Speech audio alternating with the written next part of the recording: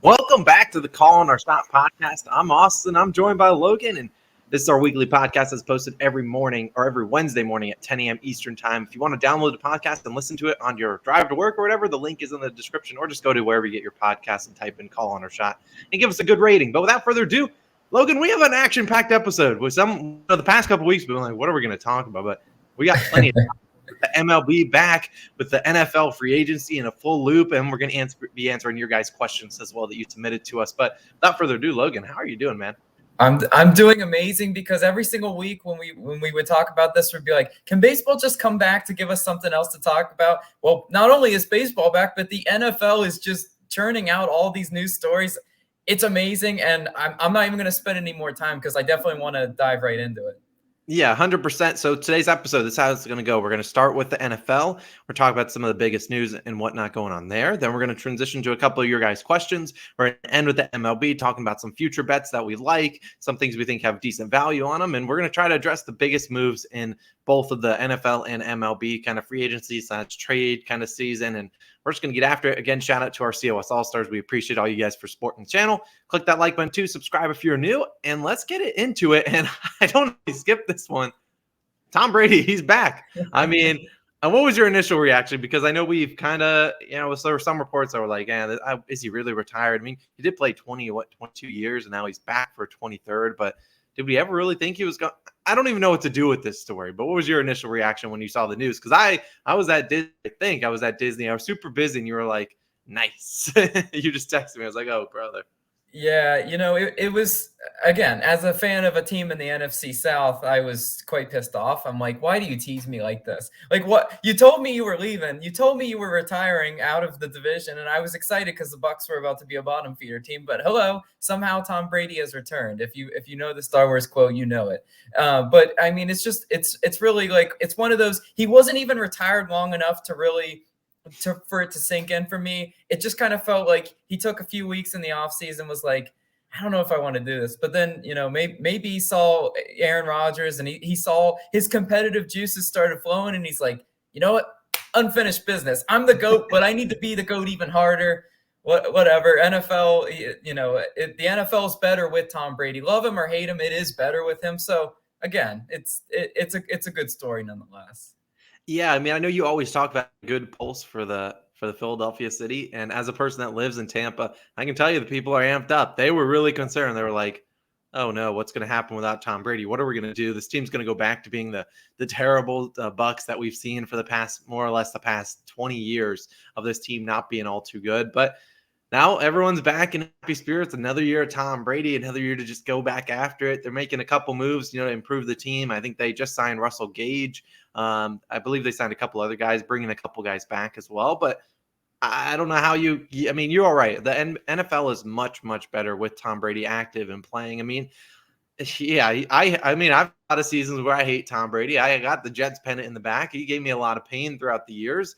Better part of my whole life. I mean, he's basically been playing football for both of our whole lives that we've ever watched football. So exactly our whole life. This would have been our first year without Brady, but I'm excited for him back. Excited to see what the Bucs do. Obviously, Chris Godwin coming back from ACL injury, but hey, the Bucs are going to be right back up there. I didn't check at the futures odds, but I imagine the Bucs are right near the top, in the top 4 or 5 in terms of teams, and they got an easy path with their division being absolutely terrible. We'll see exactly. We'll talk maybe about another guy that might improve a couple teams in the division, but hey, you got to be excited if you're a Bucs fan. Tom Brady's back, and whatever. Maybe he just didn't want to answer press questions for a month, and he's like, you know what, whatever. I'll just retire and then I'll return when I'm ready. Maybe Tom Brady wanted to see how his retirement was received, and then be like, no, I got you. Like one of those, this is the ultimate kind of troll moment. Everyone was making tribute videos, giving Thomas flowers, and he's like, yeah, no, you guys can keep that. I'm coming back, better than ever, probably. I'm really interested to see, because we see it all the time in quarterbacks, the drop-off. When is the Tom Brady drop-off coming, right? Like the theoretical cliff that Tom Brady has dodged all this time.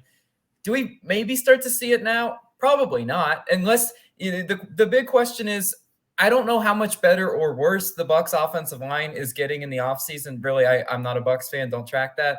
But I'm interested to see, because if they don't protect Tom Brady, he might be regretting coming back. Just FYI, he did get pressured a lot in that Rams game. You saw what happens when Tom Brady gets some pressure. So it's for sure a storyline to monitor next year. Yeah, I So, believe they lost Alex Kappa, who was one of their yeah, guards, to the Bengals. So props to the Bengals for trying to address their offensive line. yeah. They brought back Ryan Jensen, who, if I'm not mistaken, I don't follow the Bucks 100%. Thought Ryan Mhm. Jensen retired as well, and then he said heck, and he signed for like 3 years or something like that. I mean, I guess that's the Tom Brady effect, but yeah, I remember in the Yeah, Rams game they did have a couple injuries.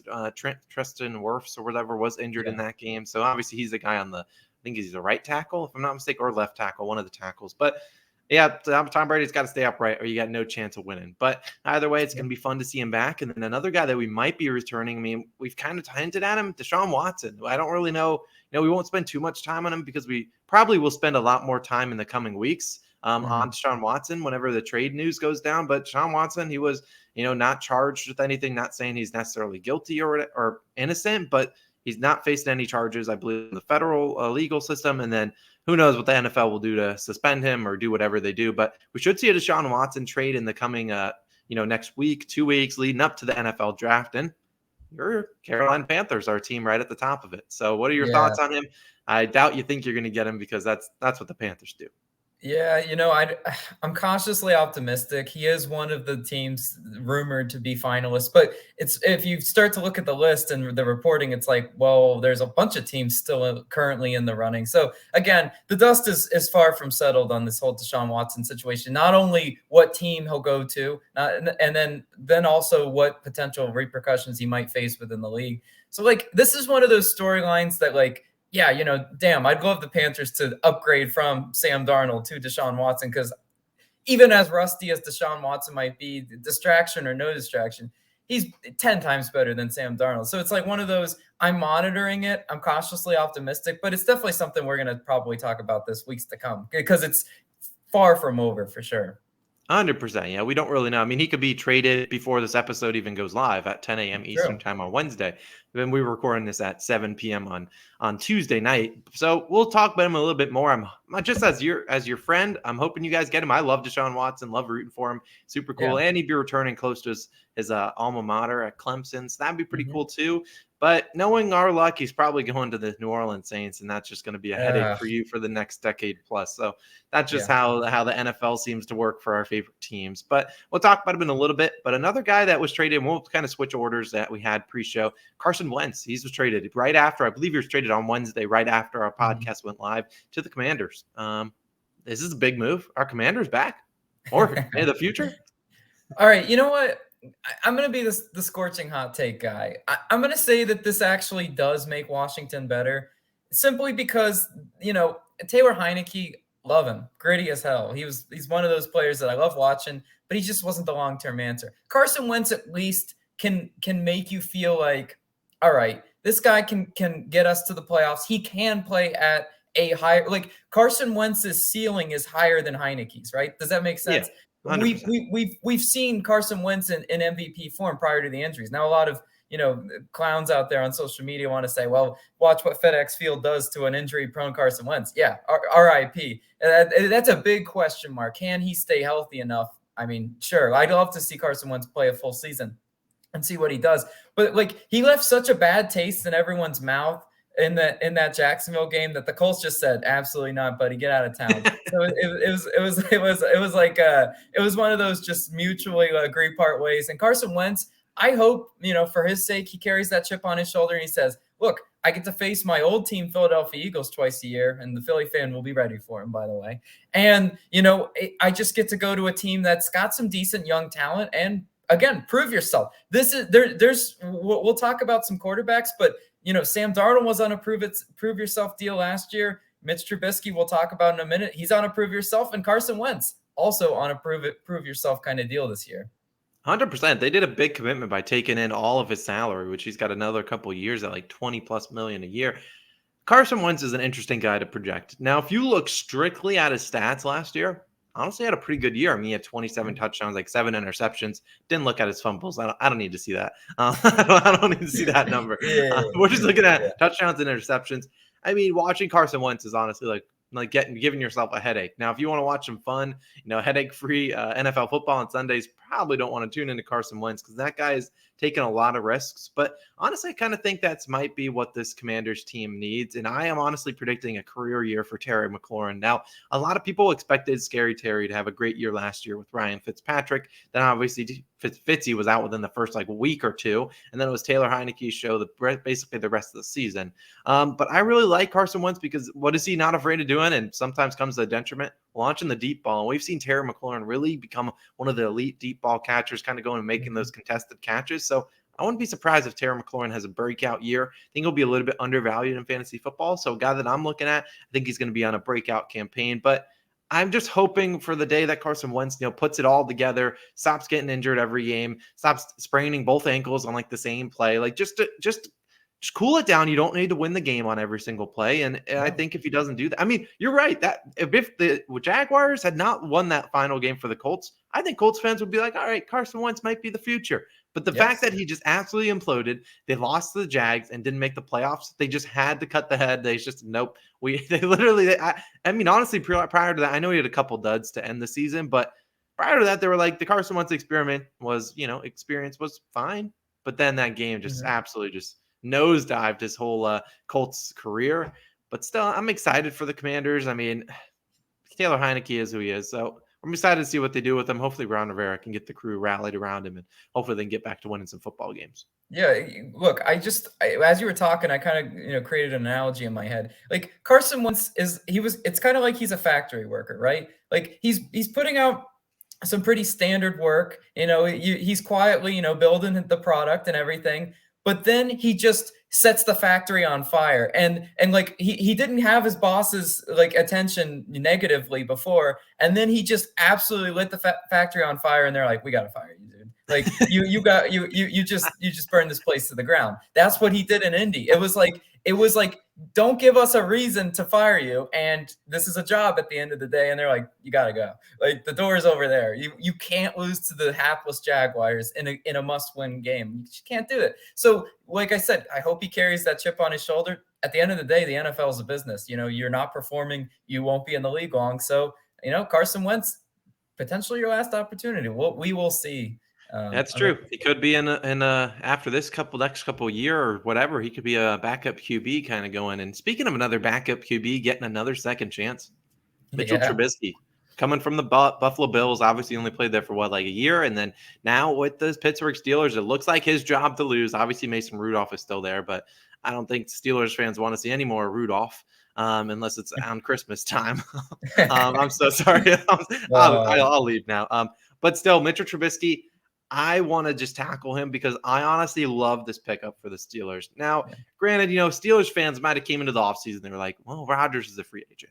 Russell Wilson is kind of on the move. We want one of those two guys. And while, those two guys are obviously not coming into Pittsburgh and being a Steeler, I think Mitchell Trubisky honestly has a lot to prove in this one. I mean, we think about him and the Bears. You think about just absolutely, you're like, it feels like everyone has this negative connotation that Mitchell Trubisky is completely terrible. And I don't blame him necessarily, but I think Mitchell Trubisky, this is an ideal scenario for him because number one, he's coming into a situation where he has a lot of talent around him. Now, Juju Smith-Schuster likely not returning, but obviously got Najee Harris. They got Deontay Johnson, Chase Claypool, and they just watched a year or two of Big Ben. And Ben Roethlisberger, if he didn't have Roethlisberger on the back of his uniform, he would have been getting booed off the field every single game because he was literally that bad. But with Mitch Trubisky, he was good with the Bears, led them to the playoffs in one of the first year or two, and he was dealing with Matt Nagy. Matt Nagy, we know, was just he bet the under on Bears win totals at the beginning of the season every single year because he was absolutely terrible for him. So I'm excited for Mitch Trubisky. We know he has a lot of talent. We saw him step in when Josh Allen was blowing out other teams, obviously playing against second string guys, but Trubisky has a lot of talent, has a good arm, obviously was a high draft pick. I'm excited for him. I think he's a sleeper. I think he's going to have a really good season. He's got plenty of talent around him. Not like they're going to ask him to win the game solely by himself, but you think about the Bears team, their defense was wishy-washy when he was there, and their offense was just a hot mess with Nagy at the helm. I'm really excited for Trubisky. Maybe too high. Maybe he can humble me and tell me I'm an idiot.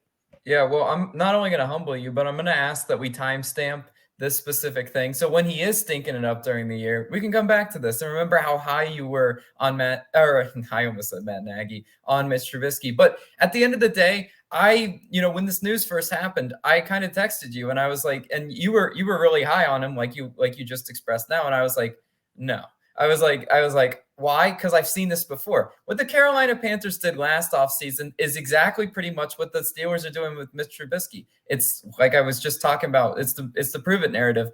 And I'm not and truly the tools are there, the talent is there. That's undeniable. But there's just something about Mitch Trubisky. He can't put it all together. It's inaccurate throws. It's careless with the football. And these sort of things don't work on a team like the Pittsburgh Steelers. It's just not going to work. It's going to be one of those experiments like the Sam Darnold experiment you tried it out, low risk, maybe high reward. But at the end of the day, it's just the Mitch Trubisky thing. The experiment is going to be a short one in Pittsburgh. That's not even a bold prediction. I think a lot of Steelers fans are honestly bummed out by this signing because they're like, we couldn't do better than this. The Steelers are honestly one of those teams that they could be a quarterback away, and this was how you addressed it. That's disgraceful to me. I mean, you picked a non-proven starter on a ready-made team. If this was like the Carolina Panthers or a team that's more than a quarterback away and that Mitch Trubisky went there, again, I can understand it. But the Steelers are potentially in that win all, put chips to the table kind of mode, and this is the best you can do. I mean, when I look at it, they did really. I mean, who would you have rather them have signed? Would you think Jimmy Garoppolo would be a better fit for him? Yeah, I would for sure take Jimmy G, because guess what? Jimmy G showed that he can get to a Super Bowl. I mean, even at his highest level, Mitch Trubisky was, a playoff type quarterback, but he wasn't lighting it up. Like that Bears team was good on the back of the defense. That you cannot forget that. It was certainly not Mitch Trubisky, the MVP, Nickelodeon most valuable player. Hey. I reckon that at those last 6 to 8 games, that Bears offense was putting up a lot of points. Another defense was solid too, led by Khalil Mack, which we're going to get into in a second. But I still think he was a little bit underrated in that time span. Now, he obviously, had a couple of years where he just kind of, just didn't look all that great. Matt Nagy, wasn't the greatest either. I don't know. Maybe I'm a little too high on Trubisky, but I understand what your questions of concerns are. But if I were a Steelers fan, I would much rather like the upside of a guy like Mitch Trubisky. We know Mike Tomlin, one of the best coaches in the NFL. He's going to get his guys ready. And I don't think they're going to ask Trubisky to be someone that he's not. They're going to ask him to make those easy throws. I mean, like I said, Big Ben was not making any hard throws. Me and you could make half the throws he was making, just a bunch of dump offs. So I'm hoping that, you'll get this. I think will give the Steelers a level of, on their offense that they haven't seen in 18 years since Big Ben was there, because Trubisky can actually, move. He's pretty mobile. And you saw Big Ben, sure, he liked to run, but man, did he not look good running. He looked like my dad trying to run down the field. My dad's listening to the podcast now. He's probably clicking off.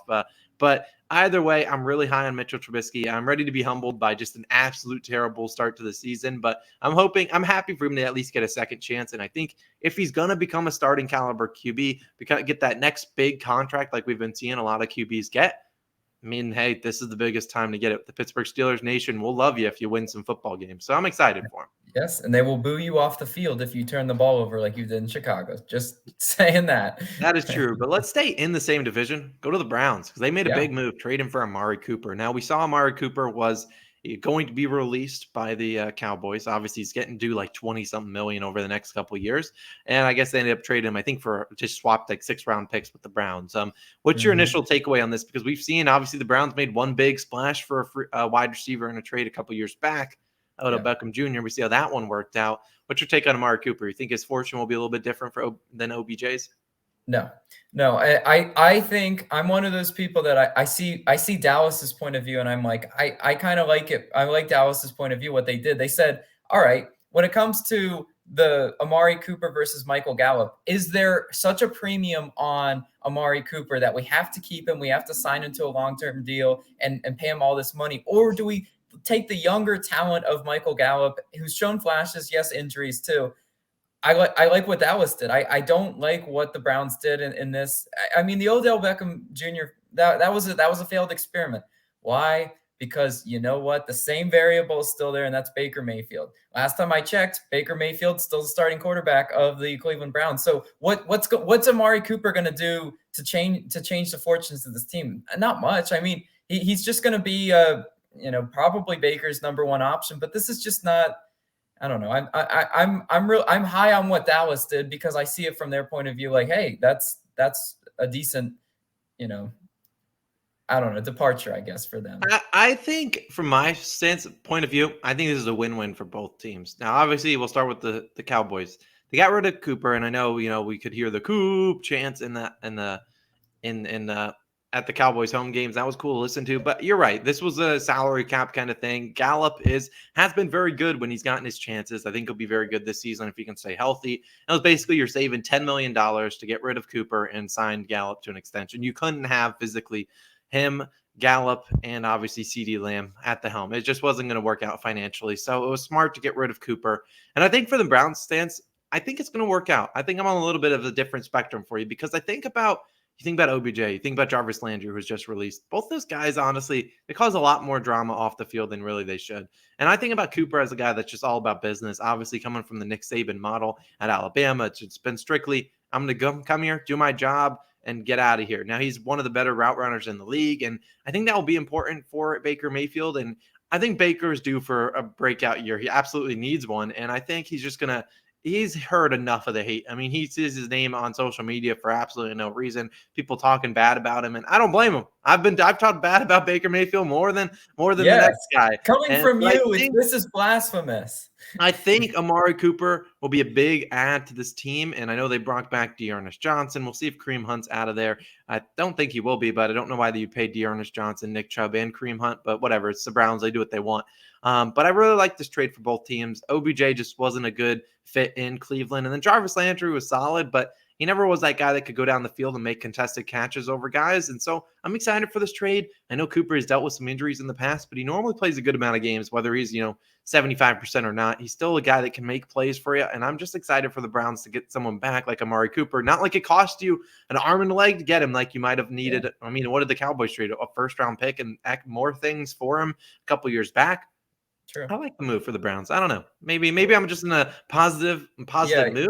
But you are, because we're going to come back to this during the season. And not only did you say Mitch Trubisky, potential breakout, and he said Baker Mayfield. So, you've got two really, potential foolish takes. But you could also – I will give you your flowers if they pan out. But I will also criticize you throughout the year for pretending like those guys were any good. But Amari Cooper, last point on this, though. As you just mentioned, though, this Browns team, they're run first. They'll try to run it all three downs if they can. Amari Cooper is one of those receivers, not a diva, doesn't need a million targets. He'll go out there. If you ask him to run block for Nick Chubb and Kareem Hunt, he'll go ahead and do that. And that's where this fit is good in terms of player wise. So I do like it at the end of the day. Amari Cooper is 100% about winning. And I think that comes from Nick Saban, that comes from the Alabama model. And he's translated that into his, mindset. And he did have some things come into the media early on in the NFL season for the Cowboys. And that was when they were losing games and they were targeting him like 3 times a game. And he was like, I should be getting targeted a little bit more. I'm not really concerned about that. I think we'll see a good amount of targets here. There's not really a lot of people that are going to take targets away from him. I know they just franchise tagged David Njoku for like $10 million a year, but I don't know. I like Amari Cooper, but the Browns. We'll see how this pans out. We still got 6 months before the season. Last team we'll talk about that's made a lot of moves, the Chargers, as they they traded for Khalil Mack, just signed J.C. Jackson, the cornerback from the Patriots. They're making moves, and this AFC West is quietly shaping up to be one of the best divisions in football. Absolutely. This is they're following their LA friends, the Los Angeles Rams. They're like, let's go all in. Let's just make a bunch of free agents and trades. Let's see how close we can get to this. And I love what they're doing, because why not? Like, so many teams are, approach free agency or approach trades, being shy. Like, well, like the Patriots. The Patriots are one of those notorious teams. They never make any signings. They always get rid of people. Hello, J.C. Jackson, that talent. So you let Stephon Gilmore and J.C. Jackson, and you don't think that's going to catch up to you. It will catch up to the Patriots.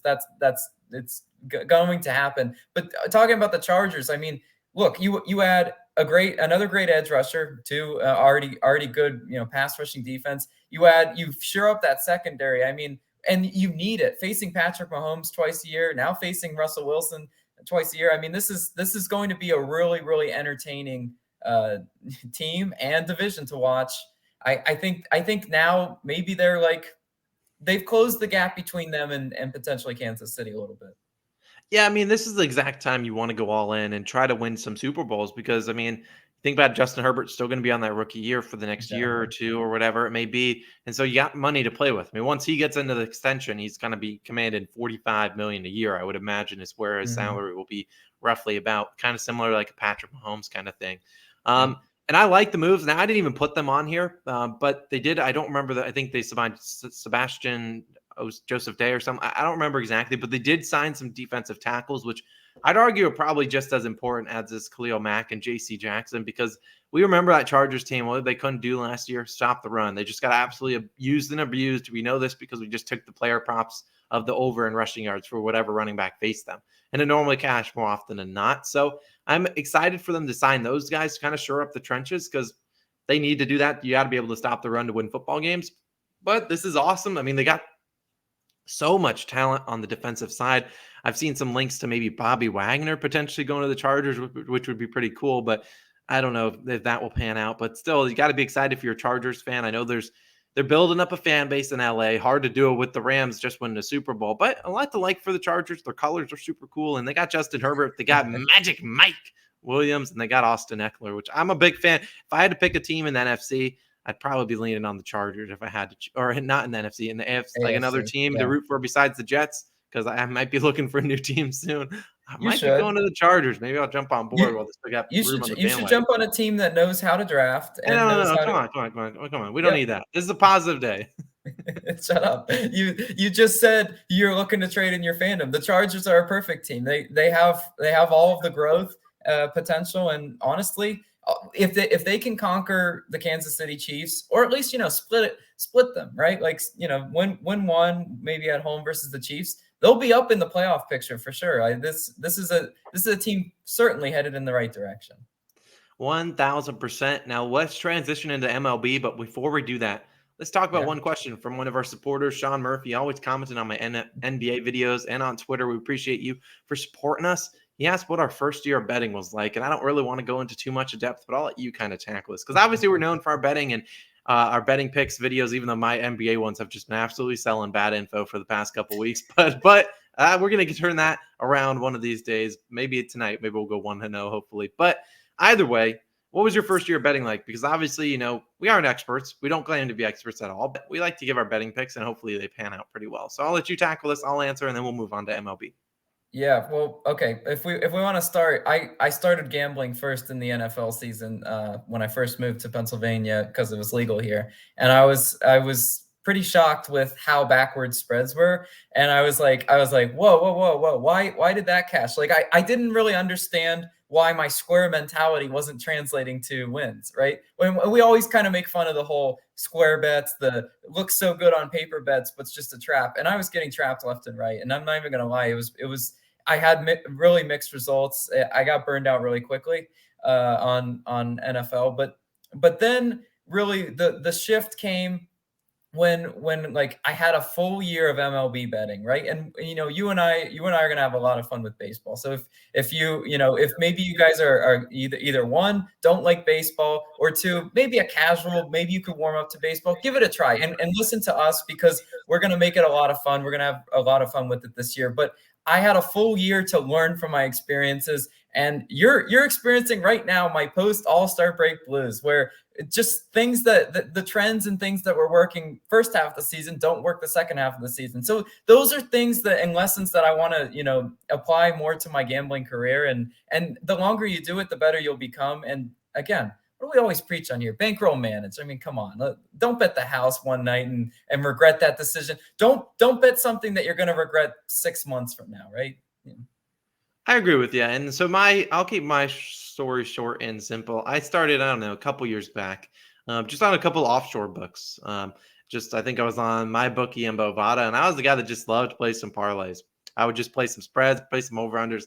Absolutely never cashed any of those. Yeah. And that's what made me kind of look more into the math side of things. I wasn't really thinking about where the public's percentage is at, where these teams. I wasn't doing a ton of research. I was waking up saying, this matchup looks like a lot of points. I'm in. I'll take the over. I would never put a lot of thought into it, and that led to me losing a lot of money. well, not a lot of money. I never, I've never been some guy that's dropping a rack on a bet or anything like that. But as I soonly, kind of learned how to do more research and learned a bunch of different sites to use, I've gradually gotten better. Obviously, been focusing on player props over the past year or two in the NBA, and those have been more or less pretty profitable. Kind of been sticking to the things that I'm good at. I'm not going to be a guy that's going to go out here and bet a ton of future bets, a ton of, plus odds, like plus 1,000 odds kind of things, because I've never found a lot of success with those things. But I stick to my minus 110s, my minus 130s kind of things. And that's what's been profitable for me. Now, the first year I wasn't very profitable. I don't think a lot of sports bettors are profitable in their first year of betting, but it's something that you learn throughout the years and kind of something you gain knowledge from. And I'm hoping this knowledge I'm learning through these post All-Star break blues are going to kind of translate into some wins going on in the rest of the NBA season, something we can track for next year and continually learn from it, because calling a shot's not going away anytime soon.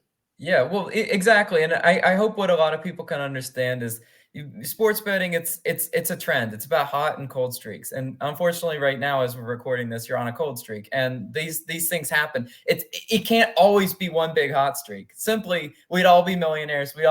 Vegas wouldn't look the way Vegas does.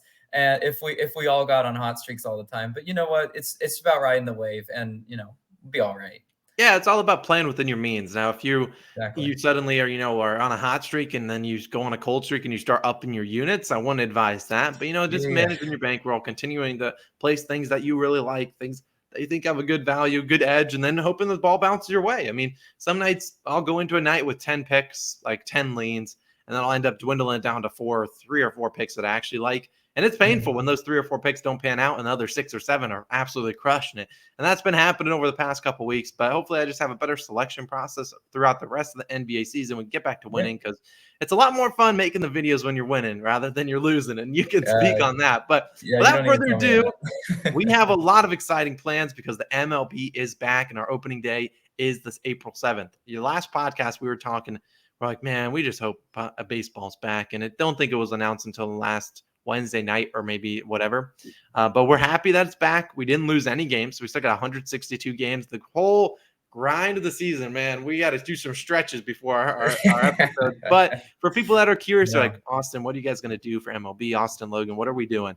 And so normally what you guys will see, maybe we'll have a little bit difference in terms of when videos are uploaded. Maybe the baseball one will go first, and then because the baseball one is going to be very similar to what we're doing right now. It's normally going to be, Logan and I both on a screen like you're seeing now. We're going to be both talking about our favorite plays. Logan's going to focus on some, spreads, money lines, and that sort of thing. And then I'll be focusing on a player prop or two every day while NBA season's in. And then maybe when NBA season ends, maybe we'll do maybe 2 or 3 player props a day. And then we're obviously going to end with Nerfy Nation, maybe a parlay of the day. Who knows? We're going to have fun with it. But man, oh man, how excited are you back? We're going to talk about some of the biggest moves first. Yeah, I'm first of all, again, I'm just really excited because baseball season it's just different, and it gives you, to be honest, a break from your ML or from your NBA exhaustion, right? You can get a little exhausted doing that. Here's another sport. Every team has the equal opportunity to win a World Series this year, so there's a lot of things to look forward to. 100%, and we might as well start off with teams we like. We're going to start off with some future bets, then we'll talk about some of the moves. Unless you want to save these future bets to end, just to give a little spoiler for the people. Yeah, let's save it to the end. Let's just go ahead and do that last. Yeah, you're gonna have to wait around for that. Now let's move on and talk about some of the big moves, and we're gonna start with Carlos Rodon, traded from the White Sox, or signed. He left the White Sox and signed with the Giants. What's your initial thoughts on this move? Because obviously the Giants just lost Gosman. He's now a Blue Jay. More on him in a little bit, but Rodon now a Giant. They got a pretty good rotation. The Giants do have a really good rotation, and I mean that's they're one of those teams that adding Rodon is going to be great. Now, when I think about Rodon as a pitcher, he had some really good games and some really like games that killed me because everybody knows from last year. Everyone knows from last year. I love me betting some White Sox. I had a few teams that I just loved, and when Rodon was on the mound, I was like, I don't know which version we're going to get. And that, to be honest, though, I think San Francisco's poised to use him the best way possible. I mean, they've got a really strong, bullpen as well. So like, they're not going to ride the wheels off of Rodon at all. So I really do like the move for them. Obviously they have the hitting to be a contender. So again, this is just one of those moves that you saw happen and you're like, that just makes sense, considering what they're trying to do. I have a feeling we're going to be seeing a lot of Giants nerfies in our and at the Yeah. end of the videos. I don't know. I have a good feeling about this Giants. I don't necessarily know if their offense is the best in the league. Definitely, I don't think it is, but I think their pitching is going to be good enough to keep them in a lot of games. And this was a team that was very close to moving on and getting close to the World Series last year. They just obviously couldn't get it done against the Giants or against the Dodgers. Yeah. And this is a team that could be poised for another year. I mean, that was kind of last year was their wake up call. It was kind of like a arrive on the scene kind of thing, like a hey, we're here and we're actually a good MLB baseball team. Like we're not bad, and they really achieved. I think they were the first team to hit their over and wins. I think they were projected for like 70 something wins, and I think they went over 100 if I'm not mistaken.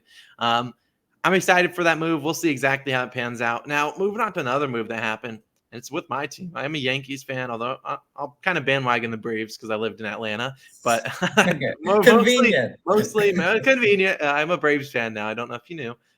But Gary Sanchez traded for Josh Donaldson, and a couple other guys were left. I believe Gio Urshela, and then I cannot pronounce the other guy, the Yankees got. Yeah, his name. What's your initial thoughts on this move? Because I have an opinion as a Yankees fan. Yeah, look. I saw him and Garrett Cole squash the beef. They did squash the beef. They did. They talked about it, and they addressed it. Okay, well that's good because a lot of players, Josh Donaldson included, did not have kind words for Mr. Cole last year. But I mean, to be honest, it's one of those trades that I don't think it really moves the needle for either team. It was just one of those like swapping assets kind of thing. It's like, obviously, if I'm the New York Yankees, a team that goes for it every single year, one of the biggest payrolls every single year, whatever they were doing last year wasn't working. So they're like, how are we going to shake it up a little bit without nuking our whole team? This is one of those moves that, you get Josh Donaldson.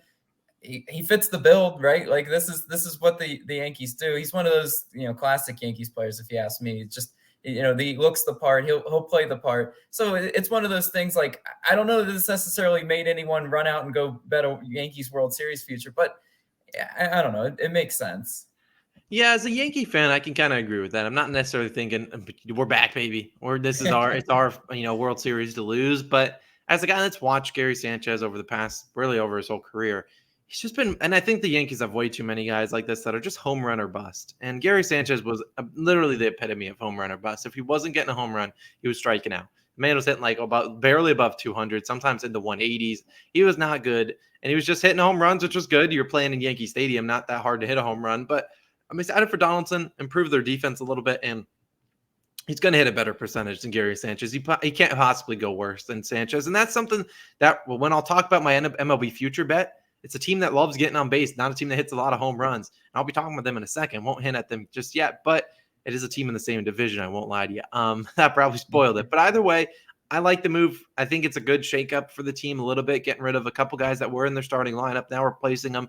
And they're still going to have Judge, still going to have Stanton. Those are the two guys that are going to get a lot of the pictures, a lot of the praise, a lot of the autographs and all that stuff. But they need other guys to fill in their roles. And I think this is a good trade for him. Gary Sanchez getting him out of there and getting a new guy and new face in town. I think it's a good move. It will move the needle and make them, win 25 more games. No, but I think it's a good move because we always saw Gary Sanchez on the DL or IL, I guess. And he was just always either injured or just striking out. And it was very frustrating as a Yankees fan to watch. Yeah. Well, the Yankees' whole motto is home run or bust. Like that's just sad, how they play. That's I mean, when the right field wall is, I could jump over it pretty much. Yeah, I mean, it makes sense. But again, that division's going to be interesting. We're going to talk about it here shortly because, spoiler, my pick's the same division. So yeah, we'll talk about it in a second.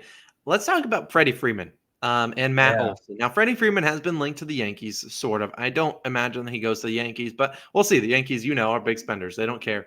They'll spend whatever they need to get a guy, and we'll see. Maybe Freddie Freeman signs by the time that the podcast goes live. So we'll address him maybe next week because I imagine Freddie Freeman has a new team by next week. But Matt Olson, it seems Freddie Freeman stays in Atlanta are numbered. I don't think he's ever probably won't see him. Matt Olson obviously traded from the Athletics, and they gave up a lot for Matt Olson. They give up their numbers 1, 3, I think 4 top 10 prospects. So they gave up a lot for him. It doesn't seem like we're going to see Freddie Freeman back. Obviously, they both play the same position. What's your initial move on this? Because obviously, Freddie Freeman, if you're an Atlanta Braves fan like myself, you will you would know everyone loves Freddie Freeman. And you probably half the jerseys there are either Acuna or Freddie Freeman. People love him there in ATL. And now you get Matt Olson, no scrub by whatever mean, almost 40 home runs last year. Very good guy, but Freddie Freeman's just grown in that Atlanta, fan base. They love him there, and they're going to have to love Matt Olson, which I think they will. But it's going to be a big loss for the reigning World Series champs. Matt Olson was pretty much the pulse of the Athletics, or he was the big driving factor of why the A's won a lot of the games that they did. If maybe you're a casual, maybe you don't watch some A's baseball like myself, but you might maybe not even know the name Matt Olson. Freddie Freeman is more of the face. He's the one everyone knows. But I'm telling you, Atlanta, you got a hell of a player. I love Matt Olson's upside a lot more than Freddie Freeman. I know I might get booed on that, but I love the fit for the Braves. It's one of those moves that I think makes sense, because baseball teams don't just give up prospects like draft picks in the NFL, right? Because baseball, there's a whole farm system, right? There's a lot more that goes into it. So for a team to give up as much as they did and have a player already like Freddie Freeman, they're putting such a premium on Matt Olson and valuing him more than Freddie Freeman significantly, which shows you how much trust and belief they have in Matt Olson. Yeah, I 100% agree with you. I think Matt Olson, he could even have a better year than he had last year. And I think I would almost guarantee last year was his best ever year in his career. So he really blossomed onto the scene for an Athletics team that was very up and down, a team that some games win by 12, lose by 12 the next day, a very up and down team, and a team that really appears to be selling the whole team. They're just going on a fire sale, just getting rid of everyone, and probably will make some more moves by the next week or so before next podcast. But I like this trade. If you're going to lose a guy like Freddie Freeman, a guy that's been in, the MVP talks every year, and he's just been up there, hard to find a better replacement for at first base than Matt Olson, a really good, just kind of glue guy that will absolutely play his role and do pretty well. I wonder, I haven't looked at when Acuna Jr. will be back, but I imagine soonish, hopefully within the first couple. I haven't honestly looked. I haven't looked into his injury status. So hopefully he's back soon, but team's got a lot of firepower. There's a reason they're up near the top in terms of future bets. Yeah, I don't know. I'm not rushing out to bet a Braves future, because in the playoffs they really caught lightning in a bottle with their pitching. Yeah. It was just one of those, I don't know that you'll see it from a team, but that's why baseball is amazing, because these teams with crazy odds can win the World Series, right? Baseball's weird like that. The favorite doesn't always win. So yeah, and so we might as well transition into our favorite NFL or MLB futures that we do like. Now, it was a question from one of our COS All-Stars, Boo Boo's brother. He was asking us, do you guys have a team or teams that would be a good early bet in the MLB to win the World Series? And any sleeper MLB teams to lay money on as well. And so we're going to give you our favorite bet that we like. Could I say the Dodgers? Yeah, but that's plus 600. And we're not giving you plus 600 winners, because like Logan said, it's hard, one, to win a World Series, and number two, to be the biggest favorite and win one. It just doesn't happen all that often. So Logan, lay down your favorite bet, futures bet with a little bit of value, and then I'll give them mine. Yeah. All right. So buckle in, COS Nation. If you watched or followed baseball at all, you knew I had a rational love for the Toronto Blue Jays. And that love is going to continue once again today. I mean, you're right now, the odds as I'm looking at it right now for the Blue Jays, plus 1,200 for a team.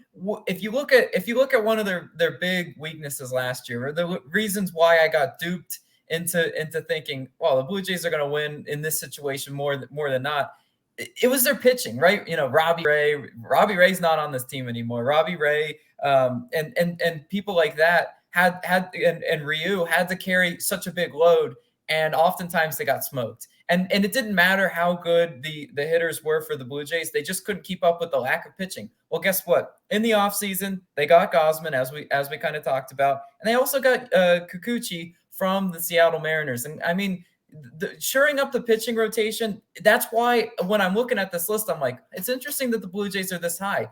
And it's because of the potential. Because, I mean, look, I'm going to read you their rotation real quick. Tell me if there's maybe 8 teams better than this. I don't think there are. Barrios, yeah, he's up and down. All right, I know. Don't get me started. Gausman, Ryu, Kikuchi, and Manoah. That's about as solid as it gets in baseball, coupled with the obvious, power hitting that they have, with Vladdy and Biggio and all of those. Tell me how, besides them just kind of collapsing, I mean, the Blue Jays are to me the no-brainer value play. Sprinkle some money on it. Yeah, when I was looking at these lists, and obviously the Dodgers are first, then Astros, White Sox. Um, I don't mind the value for the Blue Jays. I think they're a good team to bet on. Obviously, they got all the talent in the world, got a lot of young guys too, a lot of good young hitters that will likely win some MVP trophies as the years go on. And they have a very good rotation. You're right. They lost Robbie Ray, the grunting Robbie Ray, but they still got back a lot of good guys, a lot of guys that can really shore up that rotation. And sometimes it's not all about. I think people, and I don't know how many people say this, but your rotation's only as good as your fourth and fifth guy. You can win games with your number 1 and 2, but you're not going very far in the league if you don't have a good 4, 3, 4, 5 guy. And they got a very deep depth in that position. Now, obviously, when you get to the playoffs, you aren't starting all 5 guys every game. You're normally kind of shoring that rotation down to 3 or 4, which is good for the Blue Jays because they got elite 3 or 4, and then their 4 and 5 is a little bit suspect. But I do like the Blue Jays, got all the talent in the world. And if their pitchers aren't doing well, they can still flat out outscore you too. So I think they're going to be a very popular play, though. Well, I mean, it's a little bit of a square play, and I told you I fell into the trap a lot last year. I'm like, why isn't this offensive juggernaut hitting? But I mean, if you're going to give them decent pitching, if they're able to win games, 4-1 rather than having to score 8-7 type games, yeah. I mean, this is where they could really blossom, and plus, I mean, this should be talked about. The Blue Jays were playing in a weird situation last year where they weren't even able to play in their home stadium. I mean, their home crowd is actually one of the better home crowds in Major League Baseball. They've got a little bit of a following up there in Toronto. That dome gets loud. So I'm just saying, like, it's one of those, give them a full year playing at their home stadium and see what happens. Yeah, no, I agree with you. The only negative I think about the Blue Jays is, and I think that this might come to bite them, is that they're not even the best team in their division. I mean, that's where my pick is, and I'm going with the Tampa Bay Rays. Am I a Tampa homer because I'm in this city? Maybe so. But what do the Rays do? They win games. It doesn't matter if they're hitting. They don't have a single home run all season long. This team wins games, and they get people on the mound. They get people on the bases, and they are elite with running around the bases. All that, all of the gritty stuff the Rays do, and they always just find ways to win games. Even if they're trying to tank, they find ways to win games. And I don't know. I just love the Rays team. I probably couldn't name you more than 3 or 4 players on their whole team, but they just find ways to get it done. And this is a Rays team. Obviously, they're going to have a lot of competition with the Blue Jays, the Yankees, the Red Sox, and obviously the Orioles at plus 50,000. That Ryan Mountcastle's on the come up. But I love the Rays. I think they've been close. They've always are in the conversation, always kind of lead in this division. I think they'll be able to lead it because they're love them or hate them. They're and you might probably never watch a lot of Rays games. Trust me, there's not a lot of people in the stands, if I'm going to be honest. But regardless, this is a team that wins baseball games, and they're going to always be at the top of this division. So I really like them this year. They're going to probably be in the playoffs once again. They got great pitching, they got great hitting. They just find ways to win games. So I'm all in on the Rays. Give them to me plus 1,400. A steal. Isn't it crazy that we both picked 2 teams out of the same division that weren't the Red Sox or Yankees? I think that's wild. Like, I mean, look, this division to me is going to be definitely, it always is one of the most intriguing divisions because of just, all the talent it has in it. But I mean, I don't know. The Rays are one of those teams. They've got like you said, a lot of young talent, but some of the talent that they rely on, game in, game out, like Glasnow. I mean, oh man, don't get me started. All the games where I was like, it's like, who's this guy? Blake Snell. Yeah. Well, they don't have Blake Snell anymore. Yeah, but it's just one of those, like, you're relying on the pitching to take that next step, and because like they showed flashes last year. That's what makes the Rays organization so good. They churn out the young talent probably better than most teams. But it's how they mature and how they continue to get better. Because again, with pitchers, they can burst onto the scene a little bit, but as the hitters, are able to adjust to them, I mean, some of these young pitchers might struggle because the book's written on you. So I'm just saying the Rays, look, love the pick, love the odds on it. So I'm not going to tell you you're wrong. It's 100%. I mean, it's a plus 1,400 pick. It's hard to project. I mean, injuries and all that stuff. We never really know who's going to come in and play all that well. But it's just a Rays team that they do need some guys. They need stars to kind of show up and play their role and do what they're good at. But I think that division is really anyone's. I mean, they got, what is this? They got the Blue Jays, Yankees, Rays, and the Red Sox all under plus 2,000 odds. I mean, if you just want to take AL East or the field, I'm curious what the odds are of AL East or the field, because I mean, they're up. Those are the 4 teams. I mean, you look at the AL. those are the 4 teams that are up there. I mean, you got the Astros and White Sox, the numbers 1 and 2, and the rest of them are from the AL East. So we're going to see another team in New York that I'm interested in watching them is the New York Mets. I'm curious your kind of thoughts on them because this team has the best two-headed pitching duo that any team has out there. But that's the problem with the Mets is that they always look so good on paper. Obviously, they have Scherzer and DeGrom, but that's the problem. They always have those 2 guys. They always look good on paper, and then they absolutely flop when the season comes on. The problem with the Mets, and what I'm always going to say, they've got the pitching, and they had the pitching last year, relatively speaking, to do so. Like the Mets were one of those teams. Their games, and I'm not even exaggerating this, a lot of their games finished under 5 total runs combined. Both teams take the under more often than not. You'll be right in Mets games. Their offense is just it's just not there. And look, I'm going to need to see a lot more before I'm rushing out to go bet a Mets future because yeah, they've got the pitching to do it, but where's the hitting coming from? I mean, it's Pete Alonso. I love me some Pete Alonso. Like don't get me wrong, Pete Alonso is going to have to step up. I mean, what's his name? I'm really what? Lindor is probably their only other Yes, guy. I was drawing a blank. Lindor, exactly. Lindor. He's so irrelevant in my mind. It's like it's just whatever. But yeah, I mean, they're paying him a lot of damn money. So these bats have to produce for them to really be where they need to be. Yeah, and that's the only thing that concerns me for taking them at plus 1,100, which is even less odds than our Blue Jays and Rays picks. I mean, they're number 4 on FanDuel in terms. It's Dodgers, Astros, White Sox, then Mets. So it always seems like a lot of people have high expectations for the Mets. I know Ronak, one of our supporters, is a Mets fan, so maybe for his sake, maybe his team will step up. But I just never. I guess I got to see it to believe it. The Mets have always kind of been this team that their fans get excited for, and then they just fall flat on their face. And I'm hopeful that they do pretty well. It's good to see 2 teams in New York, or really any team in New York, to play well. But I'm a little bit skeptical. I know Scherzer and DeGrom will carry them, but we've seen DeGrom's record in the past. His record will be terrible. It'll be like 11-9 with a less than 2 ERA. And he's like, thanks for nothing, guys. I mean, that's his life. So I'm hopefully they get a little bit more kind of run support. If they could average, if this team was in the top 10, 12 teams in terms of runs per game average, they'd probably win close to 90 something games if they can do that. But I'm just not confident that they can win that, have that good of a kind of hitting streak. Yeah, their division's interesting. I mean, if you're looking at who they got in their division that could be potential contenders, you got the Phillies, you've got the Braves, obviously. So it's like it's one of those like, do I like them so much over the field as far as where their odds are? To me, it just doesn't make sense. Like I really like you are gambling on, this is the ultimate gamble. You're gambling on something you haven't seen from the Mets in a while, which is just some prolific offense. Like that and the Mets are like complete polar opposites. So we'll see. It's good odds for a reason as far as like it's the pitching. That's what drives it. Yeah, Scherzer and DeGrom are going to have to carry that team if they're going to get anywhere. So hopefully both those guys can stay healthy. That's all we got for our cheat sheet. You got anything else before we close out this episode? No, this has been an amazing episode. You guys can already detect how excited we are for baseball season, but also NFL. I mean, we're a long way from it, but look, this is why calling our shots so great. I mean, we hit on everything. Yeah, you are right. We're going to be back and ready to go for MLB season. It is officially 3 weeks away tomorrow. So definitely get amped up. Set it on your calendars, April 7th, I believe. Unless I got that date wrong. I believe that is the opening day. But it's going to be exciting. Thank you guys for tuning in to episode 28 of our podcast. We'll be back again next week. I'm sure there'll be a ton of different topics. Deshaun Watson, some more MLB trades. Freddie Freeman, where's he going? Be a ton of things to cover. So it's been exciting. It's been a great episode. We'll be back again next week. Thank you guys all for tuning into the podcast, and we'll catch you guys again next week. It's been the Call on a Shot podcast. It's been Austin and Logan, and we'll catch you guys in the next one. Peace out, everyone.